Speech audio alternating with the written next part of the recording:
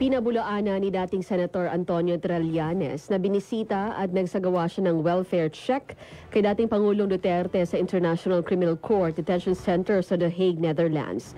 Binigyang diin ni Trillanes na si Duterte ay may access sa telepono 24/7 at maaring masabi sa pamilya anuman ang mangyayari. Kasunod ito ng paghain ni Senator Robin Padilla ng resolusyon sa Senado para imbestigahan ang katungkulan ni Trillanes na magsagawa ng welfare check sa dating Pangulo. Ibinaba ng National Disaster Risk and Reduction Council nitong October 3 ang bilang ng mga nasawi mula sa magnitude 6.9 na lindol mula sa 68 mula sa bilang na 72. Ayon sa Civil Defense Communication and Advocacy Division, ang bilang ay naberipika ng Management of the Dead and Missing Cluster, isang bagong tatag na unit sa ilalim ng Department of Interior and Local Government. Nasa kabuang 80,595 na pamilya o 366,360 na individual ang apektado.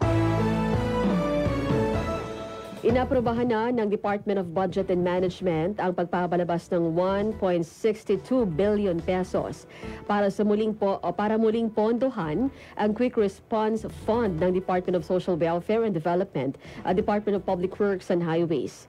Ang pagpapalabas ng pondo ay naaayon sa direktiba ni Pangulong Marcos na bilisan ang relief and recovery efforts para sa mga biktima ng kalamidad.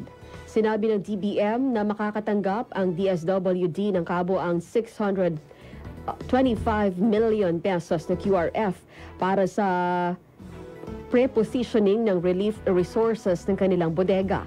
Ayon naman sa DPWH naman ang makakakuha ng kabuang 1 billion pesos para i-cover naman ang third replenishment ng built-in QRF.